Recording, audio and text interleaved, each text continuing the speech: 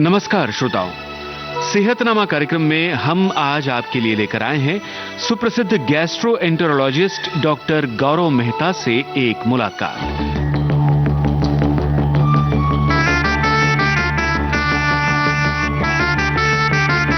आपसे बातचीत की है ममता सिंह ने। आज सुनिए इस बातचीत का पहला भाग। नमस्ते दोस्तों, मैं हूं आपकी रेडियो सखी ममता सिंह और आज विविध भारती के स्टूडियो में हमने आमंत्रित किया है एक ऐसे डॉक्टर को जो हेपेटोलॉजी गैस्ट्रोएंटेरोलॉजी के सीनियर कंसल्टेंट हैं कोकिलाबेन हॉस्पिटल में। आप हैं गैस्ट्रोएंटेरोलॉजिस्ट डॉक्टर गौरव मेहता। डॉक्टर साहब, आपका विविध भारती के स्टूडियो में हम बहुत बहुत स्वागत कर रहे हैं। नमस्कार। नमस्कार, धन्यवाद मुझे यहाँ बुलाने के लिए और ये अवसर देने के लिए, आपसे बात करने के लिए। डॉक्टर साहब, यहाँ विविध भारती के स्टूडियो में आकर आपको कैसा महसूस हो रहा है, कैसा लग रहा है? नहीं, बहुत बढ़िया लग रहा है। काफी दूर है हमारा हॉस्पिटल से। इतना बड़ा स्टूडियो, इतनी बड़ी जगह, इतनी खुली जगह देख के बहुत अच्छा लग रहा है। काफी बड़े स्टूडियोज हैं, फिर सब लोगों को मिलके बहुत अच्छा लगा। जी, आज सेहतनामा कार्यक्रम में हम चर्चा कर रहे हैं फैटी लिवर और पेट की अन्य तमाम बीमारियों के बारे में। तो डॉक्टर साहब, फैटी लिवर आजकल बहुत कॉमन हो गया है। हर चौथा पांचवा मरीज ऐसा सुनने में आता है और सोशल मीडिया के माध्यम से तो हर कुछ पॉपुलर हो जाता है, मशहूर हो जाता है। तो बताइए कि फैटी लिवर है क्या और इससे कौन कौन सी बीमारियां उत्पन्न होती हैं? आपने बिल्कुल सही किया। फैटी लिवर अभी बहुत बहुत कॉमन हो चुका है। आपने कहा हर चौथे पांचवें आदमी को फैटी लिवर है, पर मैं कहूंगा हर दूसरे तीसरे आदमी को फैटी लिवर है। अगर आप देखिए ओवरऑल फैटी लिवर को, तो कहने में आया है कि बड़े शहरों में, जो हम अर्बन पॉपुलेशन कहते हैं, उनमें अबाउट 30 से 40% लोगों को ये बीमारी है फैटी लिवर। अगर आप गाँवों में चले जाएं, छोटे शहरों में चले जाएं, तो ये बीमारी थोड़ी कम है और इसके कारण भी मैं आपको बताऊंगा। फैटी लिवर का मतलब होता है लिवर के अंदर ज्यादा फैट जमा हो जाना। हमारे लिवर के अंदर फैट होना जरूरी है फॉर बॉडी के कई फंक्शंस के लिए, बट जब ये फैट ज्यादा हो जाता है तब ये लिवर को नुकसान देता है और अगर लिवर खराब हो जाए तो बॉडी के कई और ऑर्गन्स पे ये इफेक्ट करता है। अगर हमारे लिवर के अंदर फैट 5%, मतलब 5% से ज्यादा हो जाए तो ये आगे जाके प्रॉब्लम दे सकता है। सबको नहीं, किसी किसी लोगों को ये प्रॉब्लम देता है। जी, तो इसके कारण क्या है डॉक्टर साहब, क्यों फैटी लिवर होता है? सबसे बड़ा कारण आई थिंक हमारे यहाँ है कि हमारी डाइट। अभी हमारी डाइट काफी सैचुरेटेड डाइट हो गई है। हम वेस्टर्नाइज्ड डाइट हमने अडॉप्ट कर ली है। हम फास्ट फूड ज्यादा खाते हैं, तो हमारी कार्बोहाइड्रेट की जब जो मात्रा होती है, अगर वो ज्यादा हो तो ये एक्स्ट्रा कार्बोहाइड्रेट जो हम खाते हैं वो लिवर में फैट करके स्टोर हो जाता है और लिवर को खराब करता है। डायबिटीज होना, प्री डायबिटीज होना, एक्सरसाइज नहीं करना। आजकल सब ऑटो में जाते हैं, टैक्सी में जाते हैं, वॉक करना तो ऑलमोस्ट सबने छोड़ ही दिया है। सबके वजन बढ़ रहे हैं। तो ये कई कारण है जिससे लिवर में फैट ज्यादा होता है और उससे लिवर को नुकसान पहुंच सकता है। तो फैटी लिवर से और कौन कौन सी बीमारियां उत्पन्न हो सकती हैं? और एक बात, और दूसरी बात ये बताइए कि इसके लक्षण क्या है, कैसे मरीज को पता चले कि फैटी लिवर हो गया है उसको? तो ये सबसे बड़ी प्रॉब्लम है, क्योंकि हमको पता ही नहीं चलता कि ये प्रॉब्लम हो रही है। जब पेशेंट हमारे पास आता है ये प्रॉब्लम के साथ, तब काफी लेट हो चुका होता है। ऑलरेडी लिवर पूरी हद तक खराब हो चुका होता है, जिसको हम सिरोसिस कहते हैं। अगर हम इसको जल्दी पकड़े तो इसकी ट्रीटमेंट हम कर सकते हैं। आपका फर्स्ट पार्ट क्वेश्चन का था कि ये क्यों होता है और इसको हम कैसे प्रिवेंट कर सकते हैं, लक्षण क्या होते हैं? तो नॉर्मली इसके लक्षण बहुत कम होते हैं। कभी कभी हमको हमारे पेट के ऊपर के हिस्से में थोड़ा दर्द हो सकता है, थकान आ सकती है। अगर हम अपने ब्लड टेस्ट चेक करें, उसमें हमको डायबिटीज हो सकती है या प्री डायबिटीज हो सकता है। कोलेस्ट्रॉल बढ़ा हुआ आता है ब्लड के अंदर। तो ये 2-3 लक्षण है जिससे हमको सोचना चाहिए कि हमको शायद फैटी लिवर हो। क्लियरली अगर आपका वजन बढ़े जा रहा है, आप एक्सरसाइज नहीं कर रहे हो, खाना ठीक से नहीं खा रहे हो, तो आपको फैटी लिवर होने की संभावना है। बट अगेन मैं यही कहूंगा कि चेकअप करना जरूरी है, क्योंकि इसके कोई सिम्टम्स होते नहीं है। सिम्टम्स बहुत आगे जाके आते हैं जब हम कुछ नहीं कर सकते। जी, तो क्या है चेकअप का तरीका, क्या होता है डॉक्टर साहब फैटी लिवर का? किस तरह की जांच पद्धति है? तो इस बेसिक चेकअप जो होता है, हमें सादे जो ब्लड टेस्ट होते हैं, जो हम रेगुलर ब्लड टेस्ट करते हैं, उसमें हम देख लेते हैं कि हमको डायबिटीज है कि नहीं, हमारा HbA1c कितना है, हमारा ट्राइग्लिसराइड्स कितना है, LDL कोलेस्ट्रॉल कितना है, हमारा वजन कितना है। अगर वजन हमारा बढ़ रहा है या ज्यादा है, हम ओबीज कैटेगरी में आते हैं, जिसमें हम नंबर कैलकुलेट करते हैं BMI, जो हाइट और वेट पे डिपेंड करता है। और अगर वो 23 से ज्यादा हो तो देयर इज अ रिस्क कि आपको शायद फैटी लिवर हो। फिर एक्चुअल डायग्नोसिस के लिए सोनोग्राफी लगती है। अगर आप पेट की सोनोग्राफी कराओ, कोई और कारण भी कराओ, उसमें अगर लिवर दिखे और उसमें आए कि लिवर फैटी है, तो वो आपकी डायग्नोसिस होगी फैटी लिवर है। पर ये खाली कह रहा है कि आपको फैटी लिवर है, इसका मतलब ये नहीं कि आपको तकलीफ है।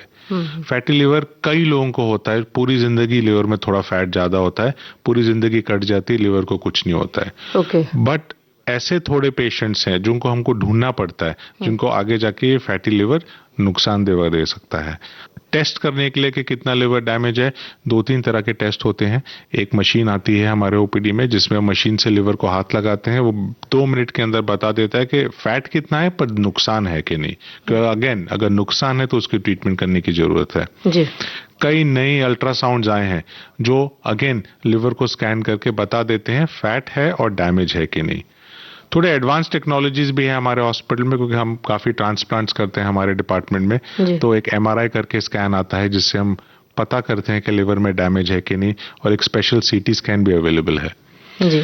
अभी ये सारे जो टेस्ट है सिंपल टेस्ट है, हमको आराम से मिल जाते हैं सब जगह से। अगर आपको चाहिए कि कोई फाइनल टेस्ट हो जो बताए कि कितना लिवर खराब है, तो लिवर बायोप्सी करते हैं, लिवर का एक टुकड़ा लेते हैं।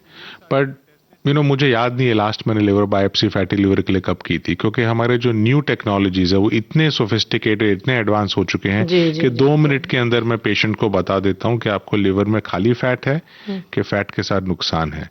बट इसके लिए patient has to be educated, patient को पता होना चाहिए कि मुझे ये टेस्ट करने हैं। अगर हमारे पास वो टेस्ट लेके आओगे तो हम आगे आपको टेस्ट करके आंसर दे पाएंगे जी। और सबसे बड़ी बात यह है कि जरा भी तकलीफ होती है या यूं ही फैट बढ़ रहा है तो डॉक्टर से संपर्क करना चाहिए। अमूमन लोग डॉक्टर के पास जाने में ही परहेज करते हैं, अपने आप ही गूगल के जरिए कुछ दवाइयां ले लेते हैं। ये भी ठीक नहीं है, खासतौर से उन श्रोताओं के लिए ये बात हम कह रहे हैं जो ग्रामीण इलाकों में कस्बों में बसते हैं, तो उनकी जानकारी के लिए बड़ी कारगर बातें आपने बताई। डॉक्टर साहब, आगे बढ़ने से पहले एक गाना हम अपने श्रोताओं को सुनवा दें, आपकी पसंद का गाना बताइए। मेरा एक गाना जो बहुत मुझे पसंद है, जब मैं अमेरिका में था काफी साल, 14-15 साल मैंने वहां बिताया। अच्छा। तो यहाँ बॉम्बे का ही हूँ, यहाँ पढ़ा लिखा हूँ MBBS की, मगर बाहर जाके ट्रेनिंग की, एडवांस ट्रेनिंग की, प्रैक्टिस की काफी साल। फिर 14 साल छोड़ के मैं वापस आ गया, क्योंकि मेरे पेरेंट्स यहाँ थे। तो वहां मैंने एक सॉन्ग बहुत सुनता था, वो स्वदेश पिक्चर का एक सॉन्ग था शाहरुख खान का, ये जो देश है, ये जो देश है मेरा। ये सॉन्ग मुझे बहुत बहुत पसंद। क्या बात है, सुनते हैं यही गाना स्वदेश फिल्म का।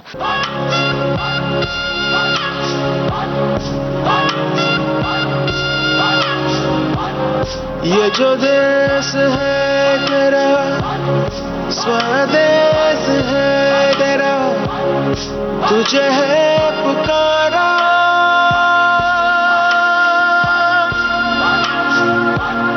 ये वो बंधन है जो कभी टूट नहीं सकता। ये जो देश है तेरा, स्वदेश है तेरा, तुझे है पुकारा। ये वो बंधन है जो कभी टूट नहीं सकता।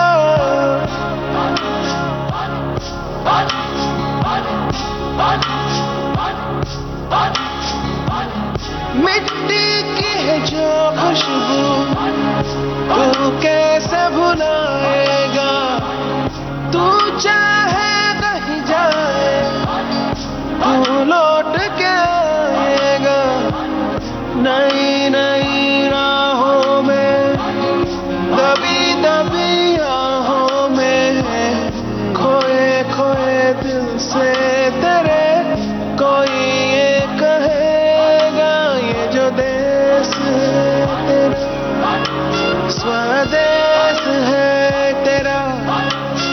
तुझे है पुकारा, ये वो बंधन है जो कभी टूट नहीं सकता।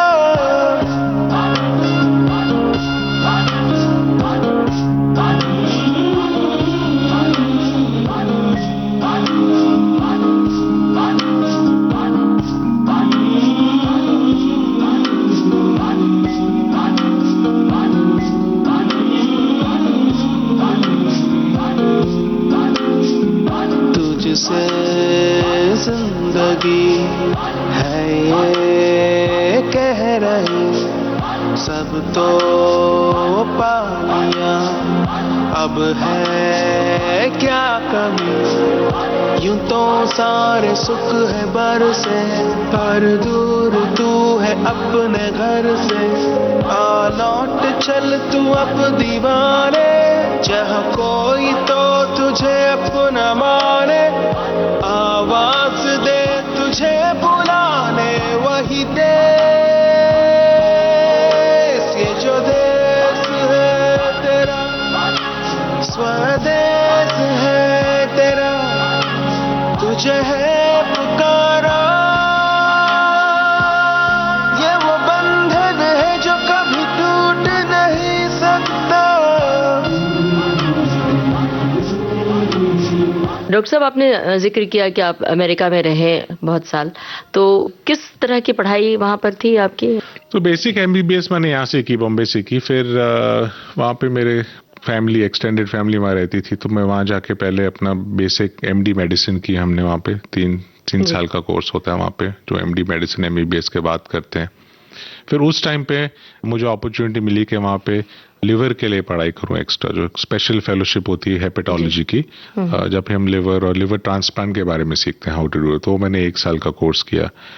इसके पीछे भी एक रीज़न है कि क्यों मैंने ये फील्ड चूज़ की थी, मैं बताऊंगा आपको आगे। और सब्सिक्वेंटली पूरी ट्रेनिंग खत्म करने के लिए गैस्ट्रोएंटरोलॉजी जो करते हैं हम, एंडोस्कोपी वो की।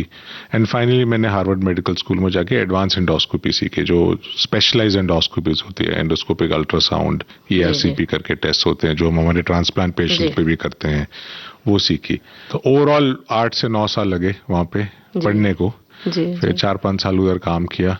फिर 14 साल बाद आई डिसाइडेड कि वापस आना चाहिए अपने देश। तो जैसे मेरी माँ कहती है ना, वनवास करके आ गया वापस। अरे क्या बात है, ये बहुत बड़ी बात आपने बताई। और हमारे बहुत सारे युवा श्रोता सुनते हैं प्रोग्राम, तो कितनी अच्छी बात है कि अपने देश की प्रतिभा को वापस अपने देश में आपने दिया। और अपने श्रोताओं को ये बताते हुए हमें अच्छा लग रहा है कि हम निजी तौर पर भी डॉक्टर साहब को जानते हैं और बड़े अनुभव का खजाना है, हमें पता था, लेकिन इतनी सारी नॉलेज का भी खजाना है, ये हमें आज पता चला। डॉक्टर साहब, आज फैटी लिवर पे हम पहले बात कर रहे हैं, उसके बाद हम बहुत सारी पेट की बीमारियों पर भी चर्चा करेंगे।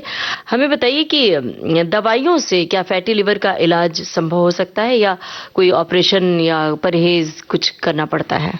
बिल्कुल, बहुत अच्छा सवाल है, क्योंकि जब भी पेशेंट हमारे पास आता है, पेशेंट की एक्सपेक्टेशन देती है कि हम एक दवाई लिख के दें जी। तो फैटी लिवर ऐसी बीमारी है जो अगर जल्दी पकड़े जाए तो इसके लिए दवाई की जरूरत नहीं है। अगर आप अपने बॉडी का 5 to 10% भी वजन कम कर पाए, किस तरह भी, चाहे आप डाइट करो, एक्सरसाइज करो, अगर 5 से 10% आपने वेट कम कर लिया तो बीमारी पूरी तरह से मिट जाती है मोस्ट पेशेंट्स में। पर ये करना बहुत मुश्किल है, कहना आसान है। तो मोस्ट पेशेंट्स को कोई ना कोई दवाई की जरूरत पड़ती है।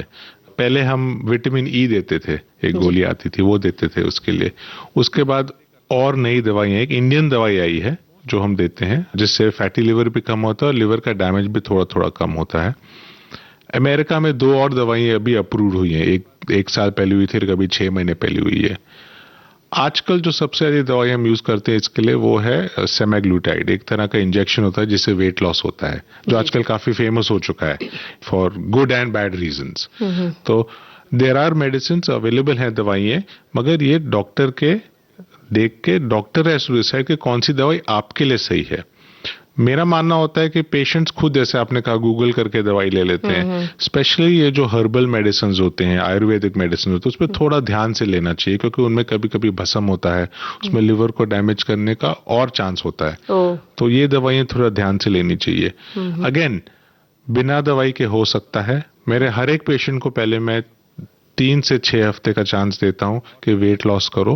अगर वजन नहीं कम कर पा रहे और नहीं हो रहा है आपका फैटी लिवर रिवर्स, फिर हम दवाई शुरू करते हैं। जी, तो डॉक्टर साहब आजकल ये समस्या युवाओं में भी बढ़ रही है, उसका कारण स्ट्रेस है, पढ़ाई का बोझ है, और अगर वो कंपनीज में काम कर रहे हैं तो उसका बोझ है।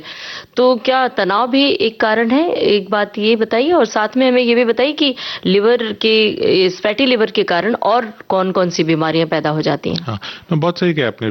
Fatty liver, stress go hand in hand. आजकल मैं देखता हूँ मेरे जो पेशेंट्स आते हैं और फैमिली मेंबर्स भी 12-12 घंटे काम कर रहे हैं, 14 घंटे काम कर रहे हैं, स्पेशली पढ़ाई कर रहे हैं, बैठे रहते हैं। मैं अपने लड़के के बारे में बोलूं, बैठे रहेंगे, वजन बढ़ेगा, एंड फिर उस टाइम पे कुछ सूझता नहीं है, जो हाथ में आया खा लिया, एक्सरसाइज करने का टाइम नहीं है, जंक फूड खा लिया, और diet is basically non existent है अभी। तो I think stress of work, stress of studies, stress of job, travel, वो सब से भी अपने बॉडी के हार्मोन्स फ्लक्चुएट होते हैं, जिसमें वेट गेन होना बहुत रैपिडली होता है। फिर वो स्ट्रेस को कम करने के लिए हम खाना खाते हैं, जो बोलते हैं स्ट्रेस ईटिंग। हम ज्यादा कार्बोहाइड्रेट्स खाएंगे, प्रोटीन कम खाएंगे, प्रोसेस्ड फूड्स खाएंगे, स्विगी ऑर्डर कर लिया, इंस्टा ऑर्डर कर लिया, 5 मिनट में घर पे आ गया, खा लिया और काम खत्म। तो all these can then lead to fatty liver, and then once fatty liver हो गया, then fatty liver again is not the problem. The fatty liver अगर आपको है तो कह रहा है कि आपको बॉडी में और प्रॉब्लम होने की चांसेस है। Cholesterol, diabetes, heart disease, kidney disease, ये सब वेट से रिलेटेड है, सब फैट से रिलेटेड है। तो लिवर तो बेचारा एक ऑर्गन है जो सब स्टोर कर रहा है, बट उसकी इफेक्ट सारे ऑर्गन्स पे हो सकती है। जी जी, तो ये फैटी लिवर के बारे में अवेयरनेस बहुत कम है। तो हमारे बहुत सारे श्रोता जो विविध भारती के फेसबुक पेज से जुड़े हैं, उन्होंने कुछ सवाल भी भेजे हैं। तो फैटी लिवर के बारे में बताया है, लेकिन सवाल उन्हें नहीं सूझा, तो मैं ही सब पूछ रही हूँ अपनी तरफ से, उन श्रोताओं की ओर से भी, कि फैटी लिवर पर अगर ध्यान नहीं दिया गया, थोड़ी बहुत लापरवाही या असावधानी की वजह से, तो क्या लिवर सोराइसिस या लिवर कैंसर जैसी बीमारियां भी पनप सकती हैं क्या? बिल्कुल। अगर 100 पेशेंट्स को ले, आप 100 लोगों को ले जिनको फैटी लिवर है और उनको और कोई और बीमारी नहीं है, तो इनमें से 2 से 3% लोगों को आगे जाके लिवर सिरोसिस होगा। ये बहुत बड़ा नंबर है। ये मैं डायबिटीज वालों को नहीं बोल रहा, मैं रेगुलर पेशेंट्स को बोल रहा हूँ। अगर आप देखें, हमारी Indian population is close to 150 crore, उसमें अगर आप 3% लोगों को भी लिवर सिरोसिस दे दे, that's a very big number. बहुत लोगों को लिवर सिरोसिस होता है। एक बार लिवर सिरोसिस हो जाए, वो परमानेंट है, तो लिवर सिरोसिस पेशेंट को फिर लिवर कैंसर होने की संभावना 20 से 30 गुना ज्यादा होती है। तो लिवर, फैटी लिवर से सिरोसिस होता है, सिरोसिस के साथ आगे कैंसर होने के चांसेस कई ज्यादा। जी जी, डॉक्टर साहब यहाँ पर एक गाना सुनते हैं, बताइए आपकी पसंद का कौन सा गाना सुनाए अपने श्रोताओं को? दूसरा गाना जो मुझे बहुत पसंद है, वो मैं एक्सरसाइज के टाइम कभी कभी सुनता हूँ, क्योंकि लाइक थोड़ी बीट्स होनी चाहिए। भाग मिल्खा भाग वाला गाना, क्या बात है, मुझे पसंद है। सुनते हैं। फरहान अख्तर पर्दे पर हैं और अच्छी एक्टिंग करते हैं और भाग रहे हैं सचमुच, तो बेहतरीन गाना चुना है। सुनते हैं यही गाना, और ये भाग मिल्खा भाग फिल्म का गाना सुनते हुए अपने श्रोताओं से ये भी कहना जरूरी है कि बस भागना जरूरी है जिंदगी में, क्योंकि अगर डॉक्टर साहब ने जैसा बताया कि बैठे बैठे आप बीमारियों के शिकार हो सकते हैं, तो कसरत कीजिए और भागिए।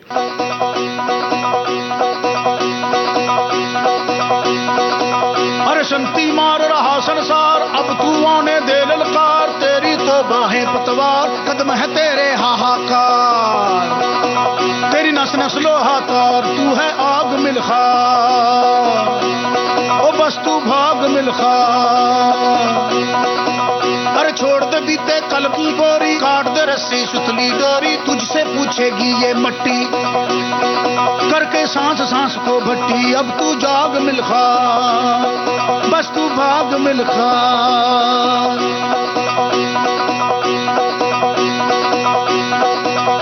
ओ सरिया, ओ कश्ती, ओ सरिया मोड़ दे आग का दरिया, कश्ती ओ डूब जाने में ही है हस्ती। हो जंगल आज शहरों से है तेरा अब तू भाग मिल्खा।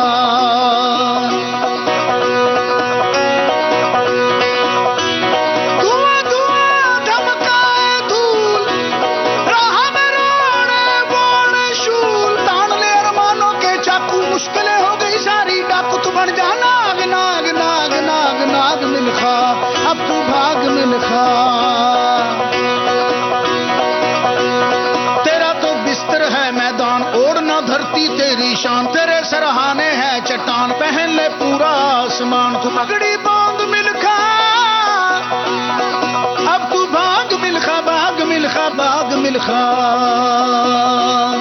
अब तू भाग भाग भाग भाग भाग मिल्खा, अब तू भाग मिल्खा।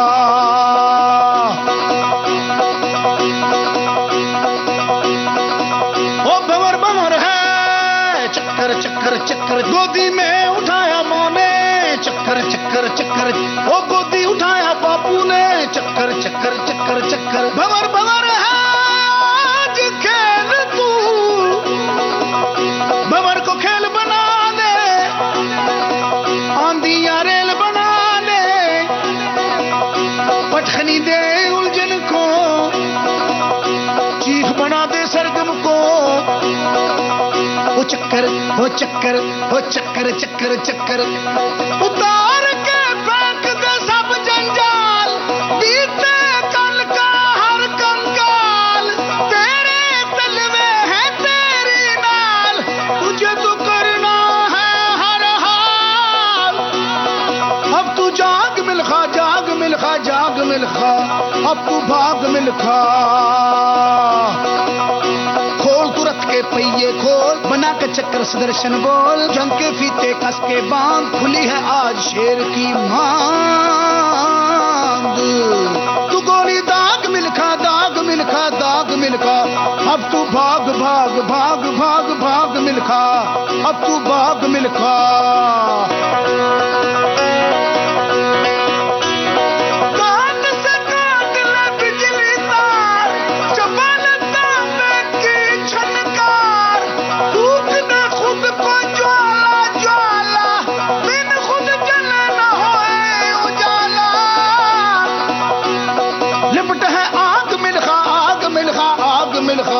अब तू भाग मिल्खा,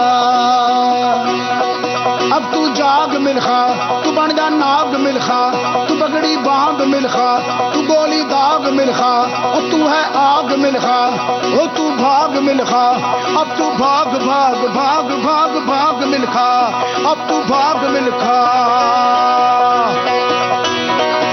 और अब हमारे श्रोताओं को बताइए कि आपने जो लिवर सोराइसिस के बारे में जानकारी दी, तो इसके क्या लक्षण हैं और किस तरह इसका ट्रीटमेंट हो सकता है? जब लिवर सिरोसिस होता है तो अनफॉर्चुनेटली पेशेंट डॉक्टर के पास आता है, उनको तकलीफें शुरू हो जाती हैं। सबसे बड़ा सिम्टम होता है फटीग, थकान रहना, पूरे दिन थका हुआ रहता है आदमी। कभी कभी फैमिली मेंबर नोटिस करता है कि आंखें पीली हो रही है, येलो हो रही हैं। कभी कभी पेट फूलना शुरू हो जाता है, वजन कम होता है मगर पेट फूल रहा है, पेट में पानी जमना शुरू हो जाता है। रेयरली कभी कभी पेशेंट को वॉमिटिंग होती है, उसमें कभी कभी खून की उल्टी भी हो सकती है, क्योंकि सिरोसिस के कारण खाने के पाइप में कोई नसें फट जाती हैं। तो ये सारे लक्षण जब आते हैं तो वो कह रहा है आपको कि लिवर काफ़ी हद तक खराब हो गया है, और तभी नॉर्मली पेशेंट डॉक्टर को मिलने आता है। जी, तो इसका इलाज संभव है पूरी तरह, या ये एक लाइलाज बीमारी है, हमेशा दवा खानी पड़ती है? नहीं, दवाई तो हमेशा खानी पड़ती है। इसकी ट्रीटमेंट हो सकती है अगर हमको कोई और कारण पकड़ में आ जाए। कभी कभी सिरोसिस के साथ हेपेटाइटिस होता है, जो इंडिया में कॉमन है, हेपेटाइटिस बी, हेपेटाइटिस सी। उसको हम अगर ट्रीट कर दें तो खराब लिवर को भी बचा सकते हैं और जिंदगी कट सकती है। फैटी लिवर मगर ऐसी बीमारी है जिसमें कोई ट्रीटमेंट नहीं है। अगर आपको सिरोसिस हो जाए तो आगे जाके धीरे धीरे बढ़ती है। हम बेसिकली उसके जो कॉम्प्लिकेशंस हैं, जैसे खून की उल्टी होना, पेट में पानी बनना, थकान होना, हीमोग्लोबिन कम होना, उसको ठीक कर सकते हैं। पर एक बार सिरोसिस सेट हो गया है तो वो इरिवर्सिबल बीमारी है, और फिर आगे जाके हमको मोस्ट पेशेंट्स का लिवर बदलना पड़ता है, लिवर ट्रांसप्लांट बोलते हैं। डॉक्टर साहब, हम जानना चाहते हैं कि फैटी लिवर से डायबिटीज का क्या संबंध है? क्या ये दोनों एक दूसरे के पूरक हैं, कि मतलब फैटी लिवर हो गया तो डायबिटीज होना जरूरी है? हाँ, ये अच्छा सवाल है, क्योंकि अगर आप इंडिया में देखा जाए तो अगर आप देखें जिनको फैटी लिवर है उनका हम अगर डायबिटीज का चेकअप करें तो काफी लोगों को प्री डायबिटीज होता है, मतलब डायबिटीज शुरुआत होने की चांसेस है। HbA1c जो बोलते हैं वो 5.7 5.8 होता है। मोस्ट प्लेसेस में आप देखें अब्रॉड, अगर आपका HbA1c 5.6 5.7 है, आपको प्री डायबिटीज है, आपको 10 या 12 साल बाद डायबिटीज शुरू होनी है। इंडिया में फॉर सम रीजन ये हमारा जेनेटिक्स है या कुछ है कि अगर हमको फैटी लिवर है और हमारा HbA1c प्री डायबिटिक रेंज में 3 से 4 साल में या 5 साल में आपको डायबिटीज हो सकती है। तो अगर आपको फैटी लिवर है, ये कह रहा है कि आपको आगे जाके डायबिटीज हो सकती है। नाउ उल्टा सवाल, अगर आपको डायबिटीज है तो risk of fatty liver is very high. Not only risk of fatty liver is high, risk of fatty liver with complication, मतलब जो डैमेज फाइब्रोसिस बोलते हैं वो काफी हाई होती है।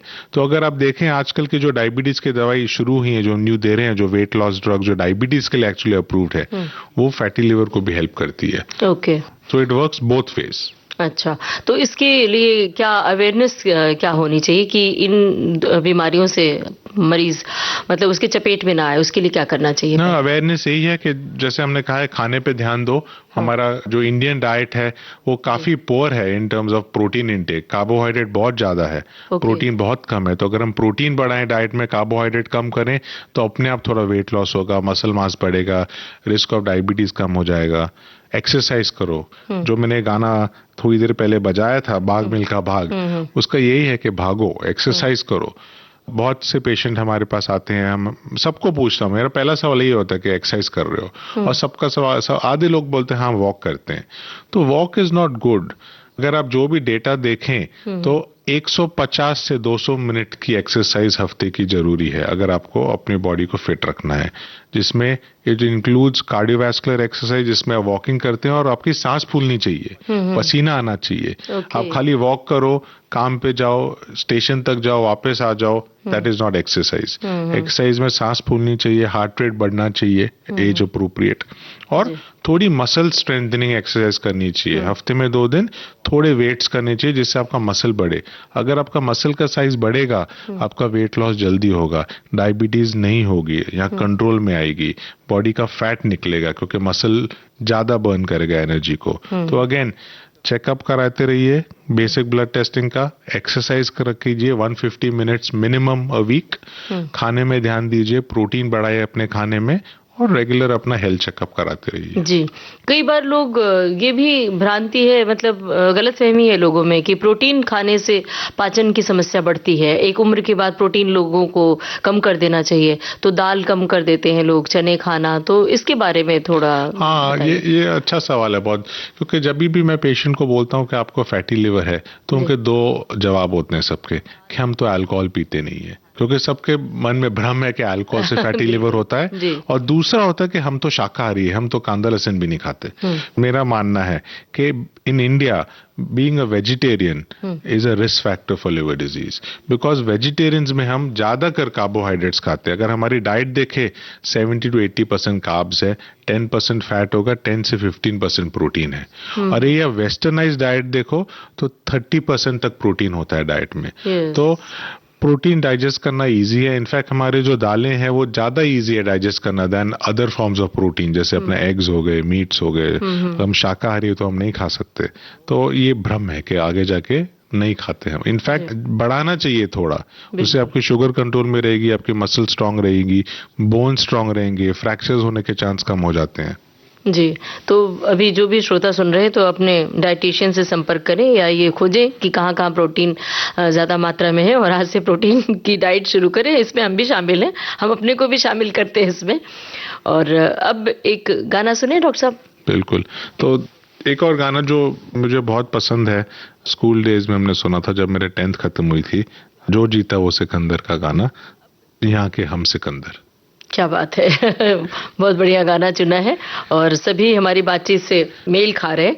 अगर अपनी सेहत अच्छी रहेगी, स्वास्थ्य अच्छा रहेगा, तो जाहिर सी बात है हम अपने क्षेत्र में सिकंदर बने रहेंगे। सुनते हैं यही गाना।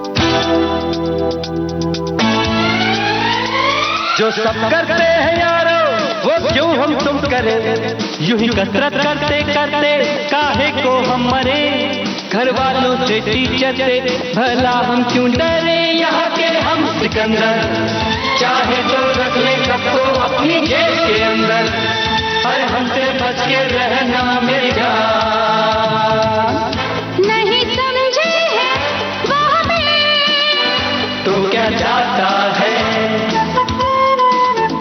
हमारी बाजी को जीतना हमें आता है।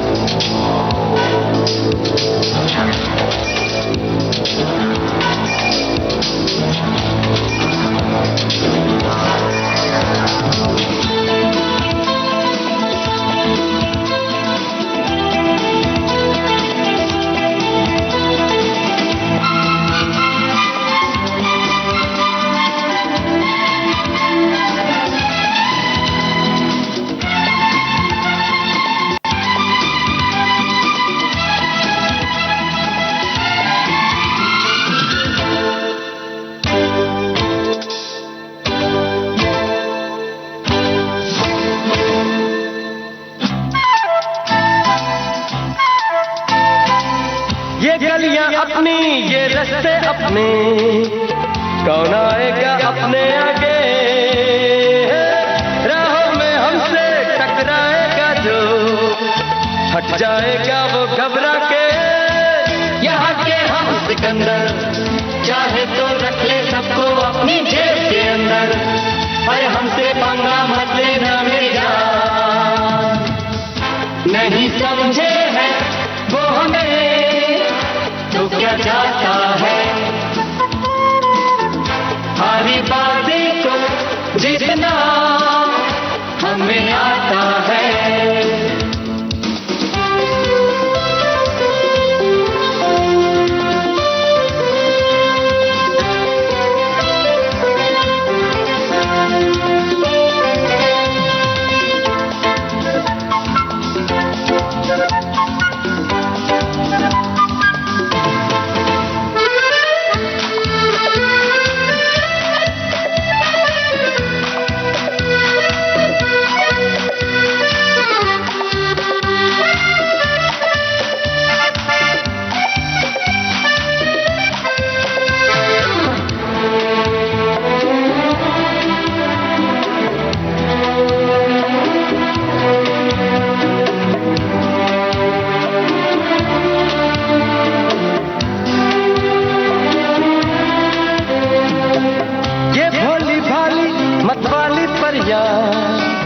जो है अब दौलत पे कुर्बान, जब भी मंजिल की ये समझेंगी तो हम पे छिड़केंगी अपनी जान, यहाँ के हम सिकंदर चाहे तो रख ले सबको अपनी जेब के अंदर, अरे हम भी है शहजादे कुर्बान, नहीं समझे है वो हमें तो क्या चाहता है, हमारी बाजी को जीतना हमें आता है, निकलेंगे मैदान में जिस दिन हम झूम के, धरती डोलेगी ये कदम चूम के, निकलेंगे मैदान में जिस दिन हम झूम के, धरती डोलेगी ये कदम चूम के, नहीं समझे हैं वो हमें तो क्या गाता है। डॉक्टर साहब, ये जो जीता वही सिकंदर फिल्म का गाना था, और इस गाने के साथ खुद को सिकंदर बनाए रखने के लिए अपनी सेहत को ठीक रखना बहुत जरूरी है। अपने श्रोताओं को बता दें, विविध भारती से ये है कार्यक्रम सेहतनामा, और आज हम बात कर रहे हैं फैटी लिवर और पेट से संबंधित अन्य बीमारियों के बारे में। हमारे साथ विविध भारती के स्टूडियो में है मुंबई के मशहूर गैस्ट्रोएंटरोलॉजिस्ट डॉक्टर गौरव मेहता। डॉक्टर साहब, हमारे श्रोताओं की ओर से कुछ सवाल आए हैं। ये कार्यक्रम विविध भारती के फेसबुक पेज पर भी उपलब्ध है। तो वहां से कुछ श्रोताओं ने लिखा है कि इरिटेबल बाउल सिंड्रोम क्या होता है? मतलब कई श्रोताओं ने लिखा है, किसी ने लिखा है कि हमारी माँ को है, किसी ने लिखा है मुझे है, किसी ने लिखा है मेरी बहन को है। तो इरिटेबल बाउल सिंड्रोम क्या है IBS, और कैसा होना चाहिए खान पान इसके लिए? तो irritable bowel syndrome probably fatty liver के बाद सबसे कॉमन अगर पेट की बीमारी देखें तो इरिटेबल बाउल सिंड्रोम है, जिसमें पेशेंट को लगता है कि पेट फूल जाता है, कभी कभी पेट दर्द करता है, कभी लूज मोशन हो जाते हैं, कभी कब्जियत हो जाती है, कभी आगे पीछे होते रहता है। और इन पेशेंट्स को हम सारी जांच पड़ताल कर ले, हमको कुछ नहीं मिलता, सारा कुछ नॉर्मल मिलता है। तो लॉट ऑफ टाइम ये स्ट्रेस से रिलेटेड रहता है या सिचुएशन रिलेटेड रहता है। जैसे बच्चे हों, उनको अगर एग्जाम देने जा रहा हूं तो बोलते पेट दर्द कर रहा है, या वॉमिटिंग जैसी फीलिंग हो रही है, उल्टी जैसा लग रहा है, या लूज मोशन शुरू हो जाते हैं स्ट्रेस में, तो इसको इरिटेबल बाउल सिंड्रोम होता है। इसमें इधर आपको डायरिया होता है या कॉन्स्टिपेशन होता है, पेट फूलता है, और अगर पेट साफ हो जाए तो अच्छा लगता है। तो इसकी ट्रीटमेंट बेसिकली होती है, you need to find out the stress, treat the stressor, और डाइट के थोड़ा ध्यान दो। अगर कॉन्स्टिपेशन है तो डाइट में फाइबर ज्यादा लो, फल फ्रूट ज्यादा लो। अगर लूज मोशन हो रहे हैं तो कच्चा खाना मत खाओ, पका हुआ खाना खाओ, थोड़ा ब्रेड्स खाओ, राइस खाओ, जिससे पेट थोड़ा बन जाए। ये है। और बाकी नॉर्मल किस तरह की तकलीफ होती है? वोमिटिंग और जो एसिडिटी की समस्या भी होती है इससे? इरिटेबल बाउल सिंड्रोम अलग बीमारी है, एसिडिटी अलग बीमारी है। एसिडिटी होता है जब हमको खाने के पाइप में या पेट में या छाती में जलन होनी है। वो खाने के बाद हो सकती है, खाली पेट हो सकती है, सोने के बाद होती है, खाना हम लेट खाएं और लेट जाएं और छाती में जलन होती तो उसको एसिडिटी या गर्ड बोलते हैं।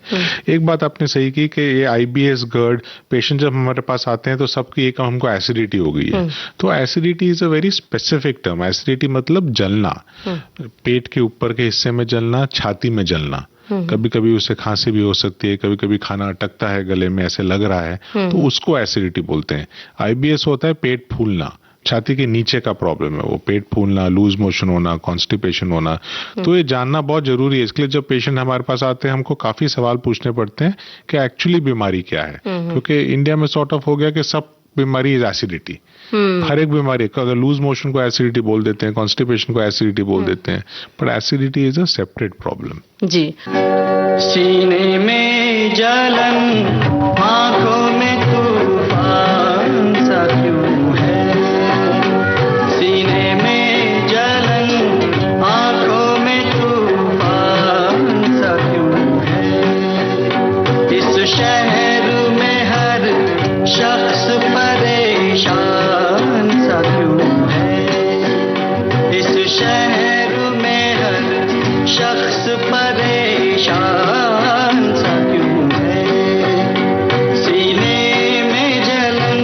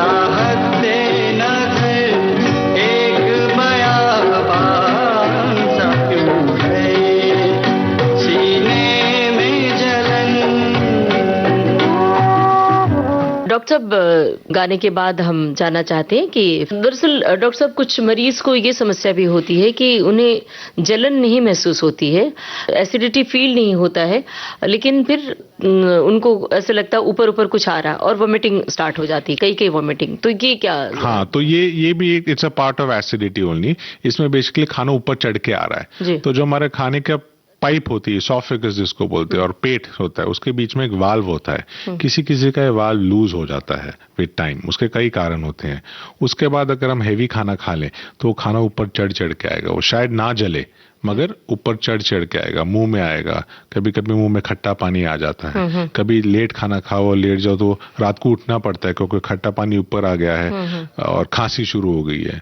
तो इसको रिगर्जिटेशन बोलते हैं। मतलब जो पेट का खाना है, जो पेट के नीचे जाना चाहिए, वो अभी वापस खाने के पाइप में आ गया है। जी, तो इसका किस तरह से ट्रीटमेंट किया जा सकता है? तो इसका बेसिक ट्रीटमेंट तो हम वही करते हैं कि खाना टाइम पे खाओ, स्मॉल फ्रीक्वेंट मील्स लो। सबसे इम्पोर्टेंट है खाने में और सोने में 3 घंटे का गैप रखिए। खाने के बाद टहलिए थोड़ा 10-15 मिनट तक खाना नीचे चले जाए। दूसरी चीज कहूंगा, जो चीज आपको लग रहा है आपको तकलीफ दे रही हो, तो किसी को स्पाइसी फूड तकलीफ देता है, तला हुआ तकलीफ देता है, या ज्यादा पानी नहीं पीना खाने के साथ। जैसे बहुत लोग आजकल कोका कोला पीते हैं या एरिएटेड ड्रिंक्स पीते हैं खाने के साथ, तो वो फिर गैस ऊपर चढ़ के आती है और खाना भी उसके साथ चढ़ के आता है। तो small frequent meals, late night meals मत खाओ। जो चीज आपको तकलीफ देती है वो मत लो। That should help your symptoms. अगर इसके बावजूद नहीं ठीक हुआ फिर हम दवाई शुरू करते हैं। जी जी। तो ये जो प्रॉब्लम्स है ये बहुत कॉमन प्रॉब्लम है। मैंने तो हर किसी को सुना है कि एसिडिटी की प्रॉब्लम है। तो इसकी जांच की कोई व्यवस्था है कि कैसे पता चले कि एसिडिटी है? क्या वजह, कारण क्या है, असली कारण क्या है? हाँ, तो ये भी बहुत ही इंपॉर्टेंट सवाल है क्योंकि मोस्ट टाइम्स हम देखते हैं पेशेंट फार्मेसी के पास जाते हैं, केमिस्ट के पास जाते हैं, एक दवाई ले ली, वो लेते रहते हैं। हाँ, लेते रहते हैं। बट ये दवाई भी लंबे देर तक लेना नहीं चाहिए। दूसरा, थोड़े सवाल हम पूछते हैं पेशेंट्स को। जी। जैसे अगर खाना अटके, जब खाओ खाना अटके तो वो सही नहीं है। मतलब आपको एसिडिटी इतनी हो गई कि खाने की पाइप छोटी हो गई है, तब हमको एंडोस्कोपी से देखना पड़ता है। जी जी।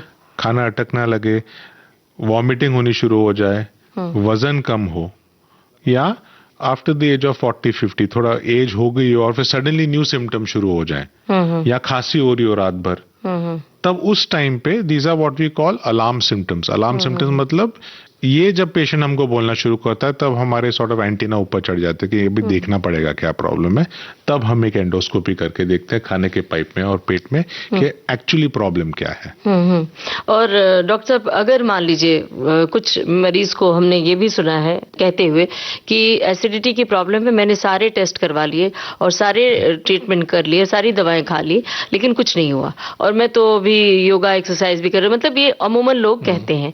तो फिर क्या होता है? और कई लोगों ने तो ये भी कुछ एक वायरस एच पाइलोरी नाम का वायरस होता, उसकी भी जांच नॉर्मल है, फिर क्या? हाँ, तो एक्चुअली एच पाइलोरी एक कॉमन इन्फेक्शन है जो पेट के लाइनिंग में रहता है। पर एक्चुअली जिसको एच पाइलोरी होता है उसको छाती की एसिडिटी कम होती है क्योंकि ये जो ऐसा बैक्टीरिया है जो एसिड बनने नहीं देता है। इनफैक्ट अगर हम एंडोस्कोपी एसिडिटी के लिए कर रहे हैं, गर्ड के लिए, जिसको बोलते हैं रिफ्लक्स डिजीज, तब हम एच पाइलोरी को ढूंढने की कोशिश नहीं करते। अगर पेट में जलन हो रही है, मतलब छाती में नहीं बोल रहा, खाली पेट में दुख रहा है या पेट में जलन हो रही है, तब हम एंडोस्कोपी करके या कोई स्टूल टेस्ट करके या ब्रेथ टेस्ट करके एच पाइलोरी को ढूंढते हैं। अगर एच पाइलोरी मिले, उसको ट्रीट करें तो काफी लोगों के पेट के सिम्टम्स ठीक हो जाते हैं। जी।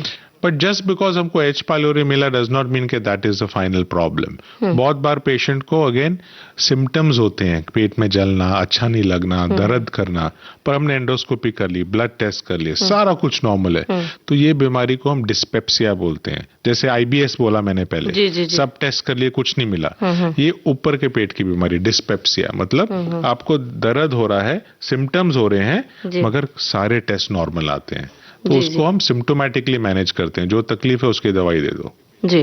तो इसका कुछ मतलब इसका फिर इलाज संभव होता है? इसकी दवा ऑफ कोर्स इसकी दवा होती है। तो मोस्ट टाइम्स हम एसिडिटी की दवाइयों से ही शुरू करते हैं। अगर एसिडिटी की दवाई ना हो तो हम सॉर्ट ऑफ पेशेंट को पूछ के ढूंढने की कोशिश करते हैं।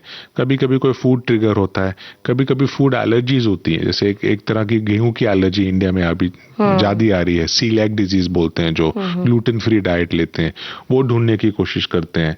कभी कभी ये स्ट्रेस रिलेटेड भी रहती है, तो one of the medicine we give patients is stress कम करने की, एंग्जाइटी कम करने की मेडिसिन देते हो, वो लॉन्ग टर्म ले सकते हो।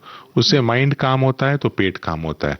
Mind and stomach are connected, उसको गट ब्रेन एक्सेस बोलते हैं। अगर पेट ठीक नहीं होगा तो मन ठीक नहीं होता, इसी तरह अगर मन ठीक नहीं हुआ तो पेट ठीक नहीं होगा। दोनों एक दूसरे के पूरक हैं और वो ये सबसे बड़ी प्रॉब्लम है।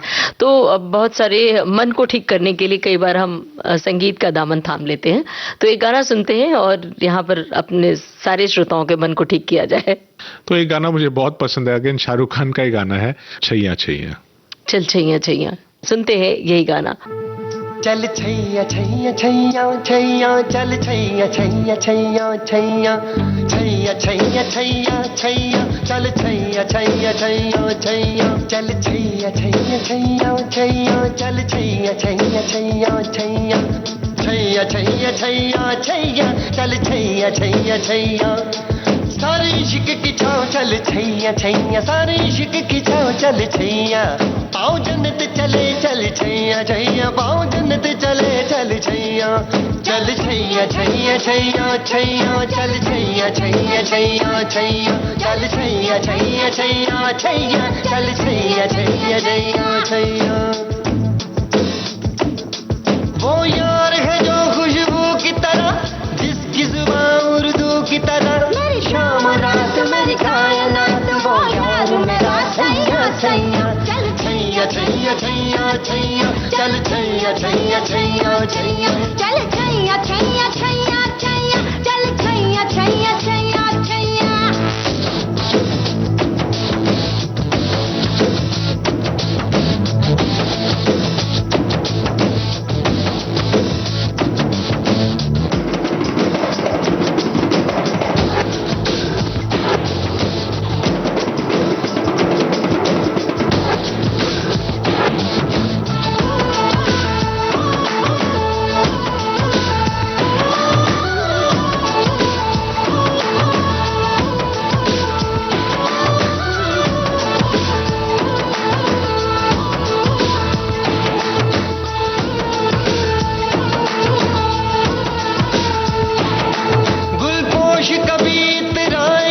महके तो नजर आ जाए कहीं,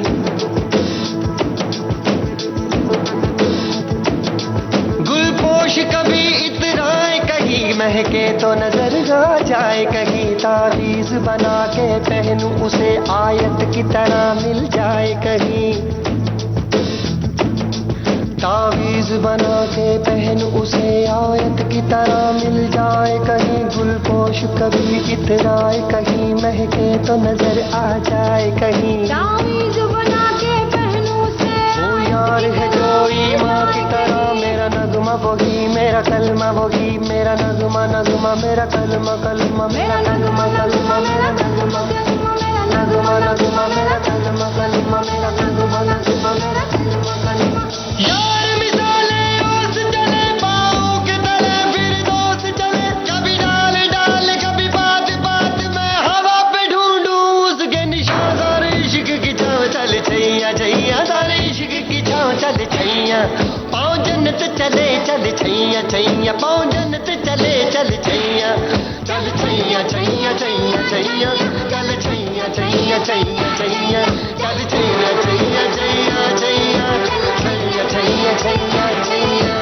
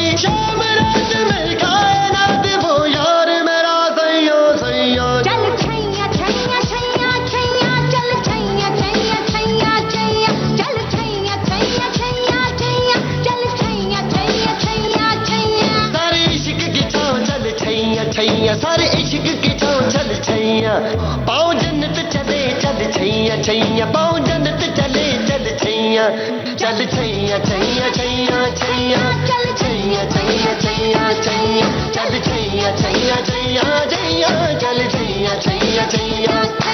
वो यार है जो खुशबू की तरह, वो जिसकी सुबह उर्दू की तरह, मेरी शाम रात मेरी कायनात, वो यार मेरा सैया सैया, चल छैया छैया छैया छैया, छैया छैया छैया छैया, चल छैया छैया छैया छैया, चल छैया छैया छैया छैया, चल छैया छैया छैया छैया, चल छैया छैया छैया छैया, चल छैया छैया छैया छैया, चल छैया छैया छैया छैया, छैया छैया छैया छैया, चल छैया छैया छैया छैया।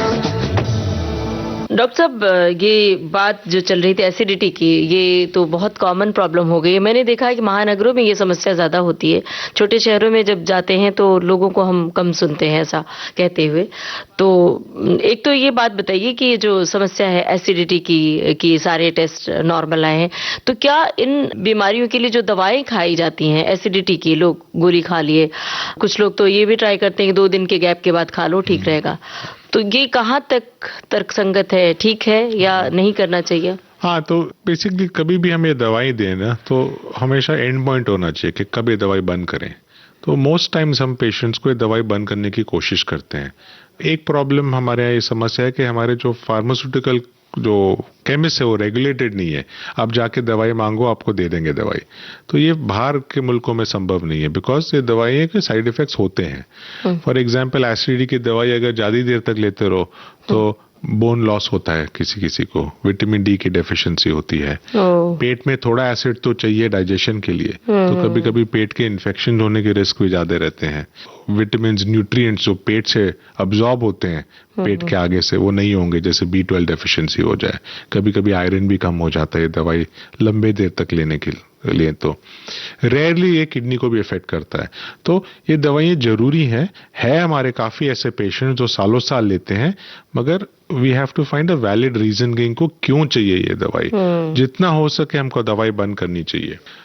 काफी लोग ऐसे भी करते हैं, जैसे आपने कहा दवाई दूसरे दिन तीसरे दिन ले लेते हैं, उसको ऑन डिमांड मेडिसिन बोलते हैं, which is probably a good way to do. कि अगर आपको हमेशा जरूरत नहीं तो क्यों लोगे। मैं कई पेशेंट्स को कहता हूं कि एक बार आपका कोर्स खत्म हो जाए, सपोज आपने रात को खाना खाने जाना है, शादी पे जाना है, खाना लेट होने वाला, आपको पता है आपको रात को तकलीफ होगी, तो शादी के जाने के पहले एक गोली लेते हो जाओ। जी जी। So that is called on demand medicine, which is probably better than taking a medicine रोज। जी, लेकिन वो आदत न डालने, ये गड़बड़ है।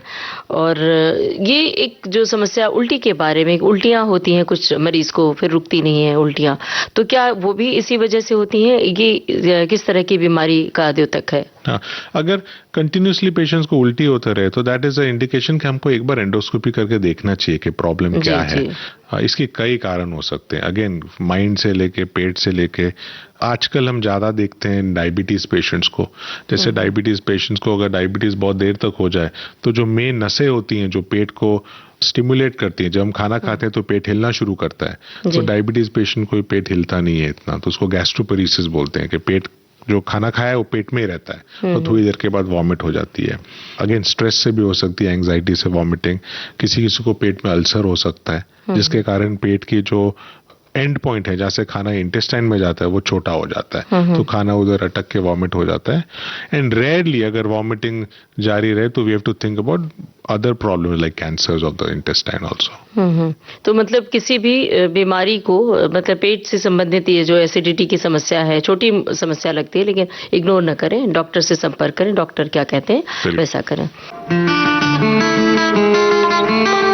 आप सुन रहे थे सुप्रसिद्ध गैस्ट्रोएंटेरोलॉजिस्ट डॉक्टर गौरव मेहता से ममता सिंह की बातचीत का पहला भाग। इस बातचीत का दूसरा भाग आप सुनेंगे अगले हफ्ते आज ही के दिन इसी समय।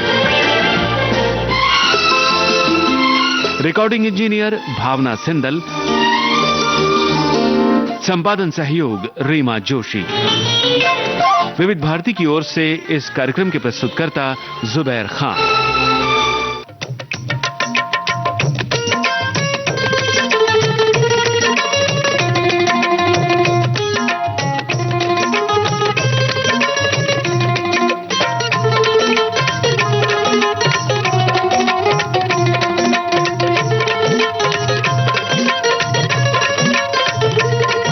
सेहतनामा।